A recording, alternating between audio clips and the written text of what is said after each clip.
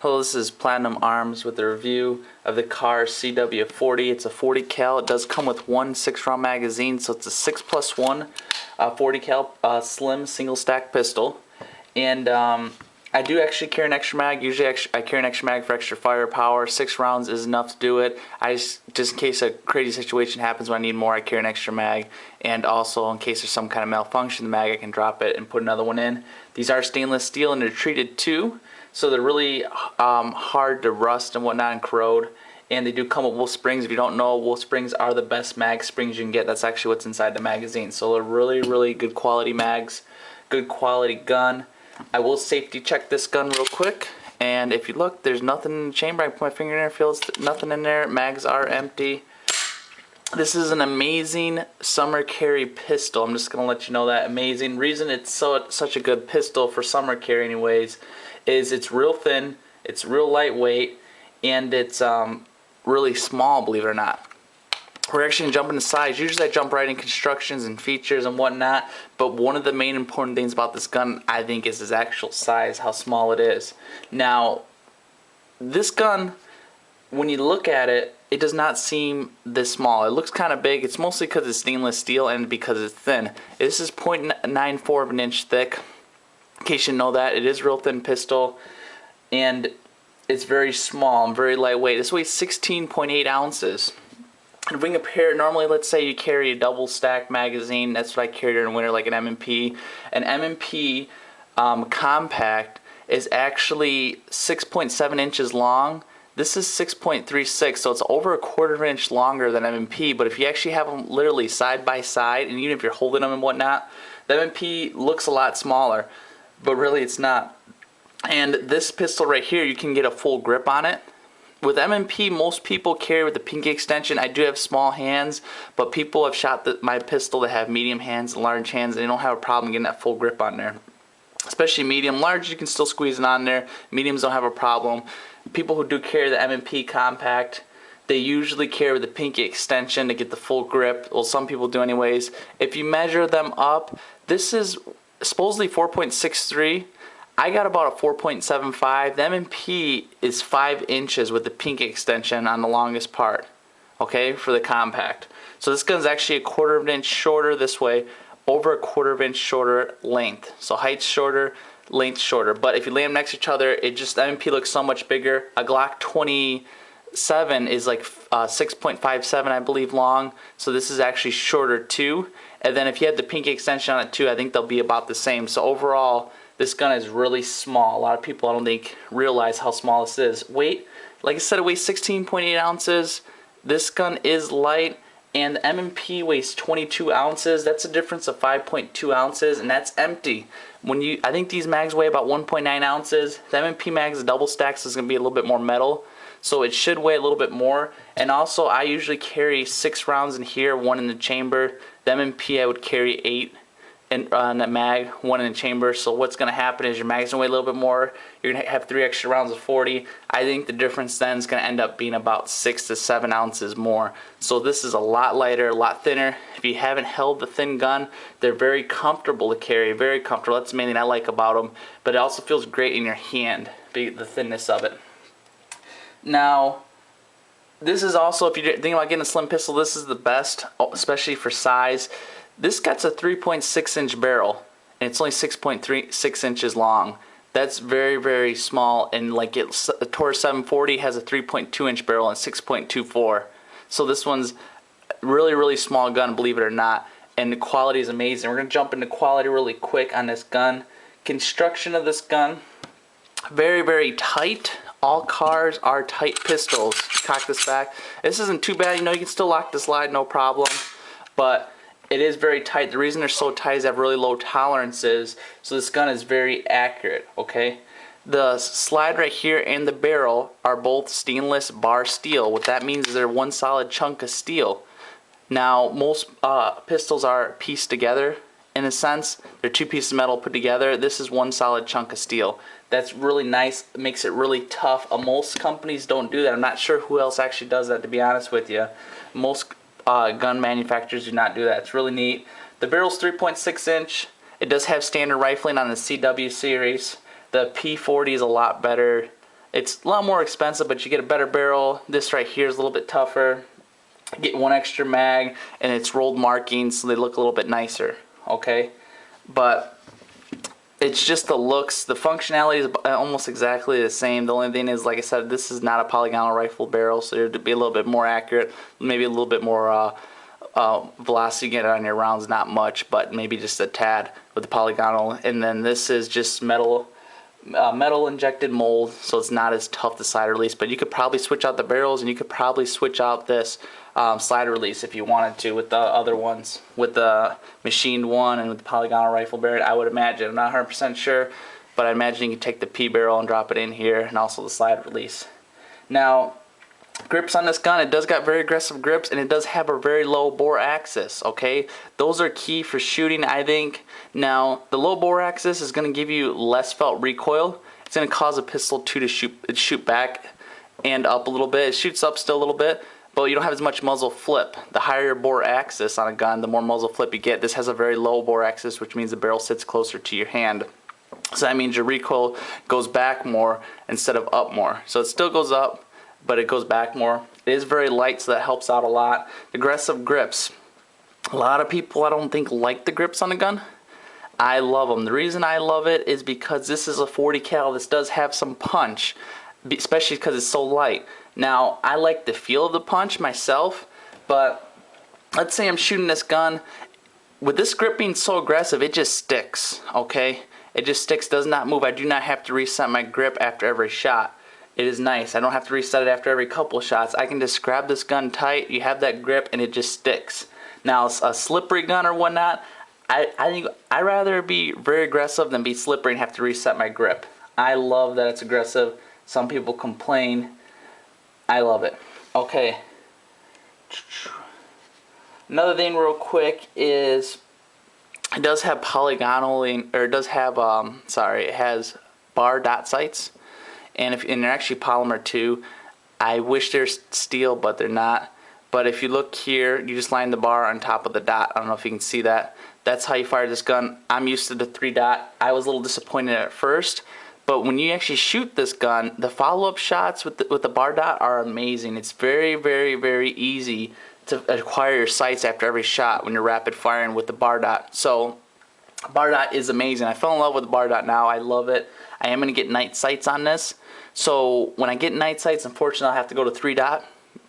But I think 3 dots may be better for target shooting. But like I said, when you rapid fire with this bar dot sight, you're gonna know, you're gonna love it.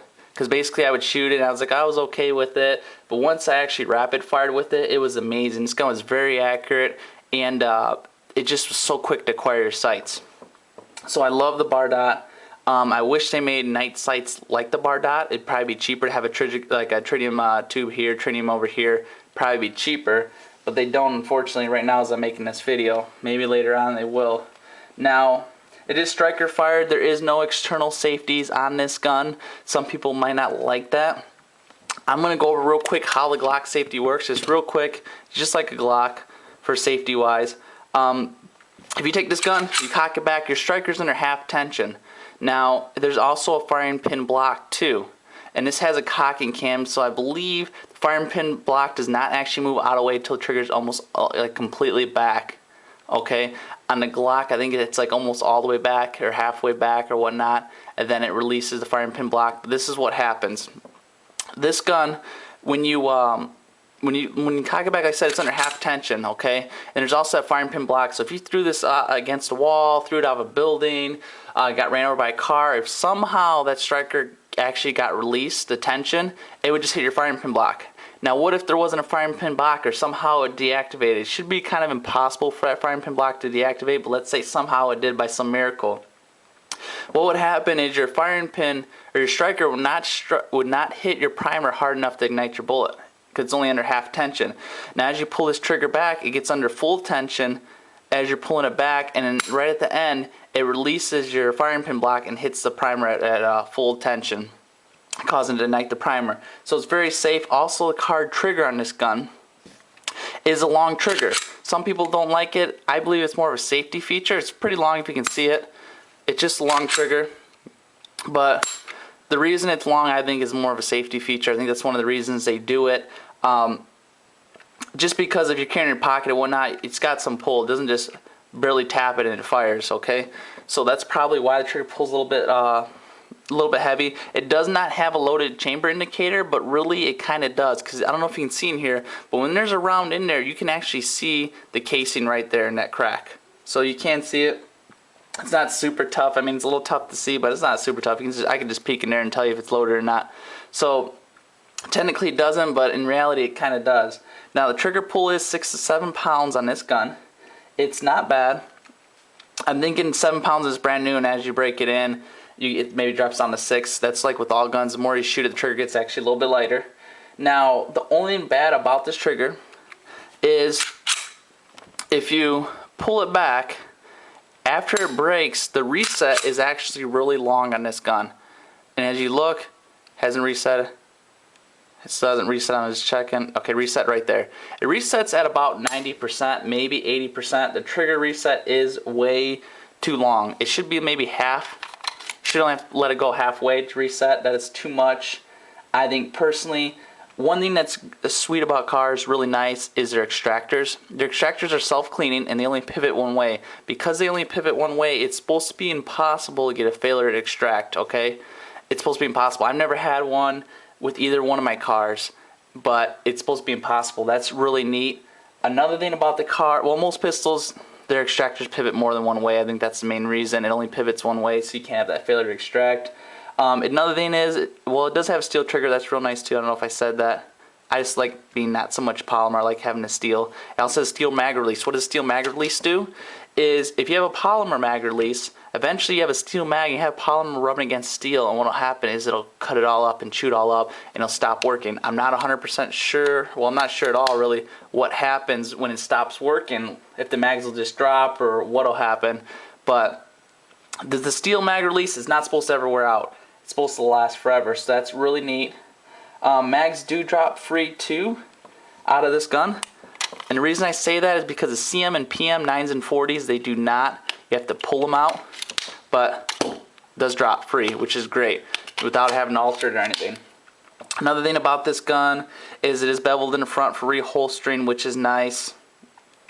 Real quick, we're going to take this gun down. And if we take it down, there's actually like a little line here, little line here. You just pull the side back, line them up. Right here, you're going to push this pin out. You just push against it. So as we line them up, we're going to line them up. Oh, here, hold on, we don't want to. There we go. So line them up. There you go, slides off. Now that we slid this off, real quick, most pistols, this is rails here and rails here. These are not rails. Some people think this is rails. These are just guide rails. They're not actually real rails. This is the front rails right here. These are the back rails. Now most pistols are back. The rear rails are about this size. The front rails are about this size. Look at how long these front rails are. That's really nice. I wish it was all rails, but it's really nice to at least have all long front rails. The back ones aren't nice. Are nice too, but these are really nice. These are about standard, so it's still nice to have a little upgrade on here. Now, if you look inside of here, there's almost no moving parts on this gun. The only thing that really is there. There's something on the side, looks like you can see a little bit moving, and over here. There's very, very few moving parts. Less moving parts in a Glock. That means this is going to be really reliable, okay? This is an extremely reliable gun. The fewer moving parts you have, the more reliable your gun is. This is extremely reliable. Breakdown of this pistol, I'm not going to break it down in this video. Well, I'll go ahead and break it down. It's a pain in the butt, this recoil spring. Oof, knock the camera a little bit. But it is tough, okay? This spring is crazy tough in here. It's really good quality. You're supposed to change them every 12 to 1400 rounds. Your guide rod is one solid chunk of steel, okay? One solid chunk. Your barrel, 3.6 inch, like I said, really neat. If you look at how well this is polished like a glass, like a mirror image. This is amazing how much. It's a little bit off slanted. That's for the cocking cam, I believe, to get in there and whatnot and get you at low bore axis. But it feeds really, really nice. I did not have really any problems. I mean, well, like I said, little problems there in break-in. I'll explain that.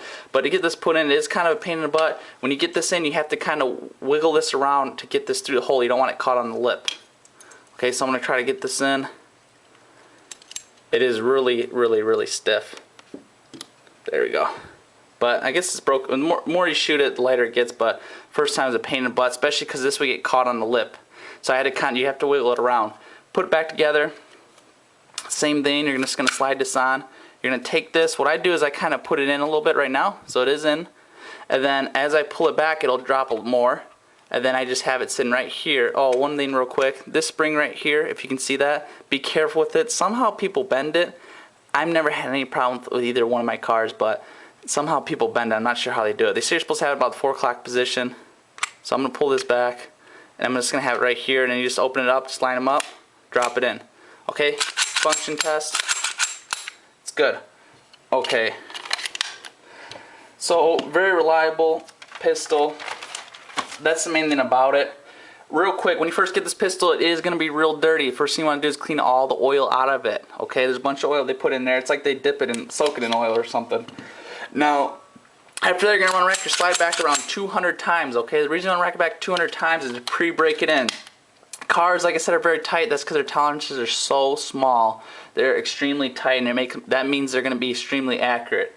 Okay, that's because they're so tight. Now, because of that, you want to pre-break it in. Then it takes 200 rounds before it's considered 100% reliable for concealed carry. Reason being is, like I said, it's just so tight. Okay. At first you might have some problems because of how tight it is. What I had with it is about 1 out of 10 rounds the slide would lock back. There'd still be 2 rounds of magazine, 3 rounds of magazine, the slide would just lock back. I would just drop the slide release and chamber it around and keep shooting. After about 100 rounds it stopped altogether. I had no problems at all. I still shot 100 rounds more. And then before I concealed carried it, I shot about 250 through it, maybe 300. Now, another thing, I believe I said this, recoil spring you do want to change out every 12 to 1500 rounds. That's what they recommend. So you have 100% reliability. Now, that's one other last thing I guess you could say about Kahr that kind of, this is the only thing bad about Kahr, which I'll tell you real quick how to get around it. It does only come with a 5-year warranty, but if you buy your gun from Davidson's, that's a warehouse that sells firearms. If you go to your gun dealer, whoever you go through, and you say, hey, I want you to order me a gun for Davidson's, they can, and then you get a lifetime warranty through them. A lifetime warranty through Davidson's. You also get one through your manufacturer if you buy another gun, but Kahr will give you a 5-year warranty, Davidson's will give you a lifetime. What happens is, anything happens to this car, they'll send you a brand new one in 2 days. Brand spanking new, you just have to re-register. And believe it or not, my buddy had a TCP 380, you know, Taurus. The extractor's messed up. He took it back. Davidson sent him a brand new gun in 2 days. So you don't have to wait a month or a couple weeks or this or that. Davidson sends you a brand new gun. There you go, problem fixed. And you can also check out the prices. A lot of times too, if you go to galleryofguns.com and you click around the left hand side, there's Gun Genie. If you click on that and you look up the gun you're looking for, it'll give you, if they at least have one in stock, you can instant quote it. And when you instant quote it, it'll usually tell you a really cheap price. I paid $411 out the door for this. Paid $36 for extra mag. Extra mag isn't from Davidson or anything, but just to let you know, these are usually about $40. I got it for $36. You can probably get even cheaper. But I got $411 for this. But if you go in your gun store, they might be selling this for $450. But you can say, hey, you know what, I've seen that on Gallery of Guns, because they'll have your gun store listed. About every gun store around you, they'll have listed and what the price is for the gun. You'll say, hey, look at the Gallery of Guns, this is only $411. So then they'll sell you this gun for $411 instead of $450. So it's really neat. You'll probably get your gun cheaper. You'll get at least one lifetime warranty. Like I said, if you have like a Glock, a Smith & Wesson, a Springfield, they'll give you a lifetime warranty Taurus, but you'll also get a lifetime warranty through Davidson's too. So you have 2 lifetime warranties. That's how you get around it. That's the only bad thing I can say about a car is the warranty, really. Okay. Now, I hope you guys enjoyed the video. If you liked my video, check out my other videos. You can subscribe to my channel. Once again, thanks a lot, and I hope you enjoyed the video.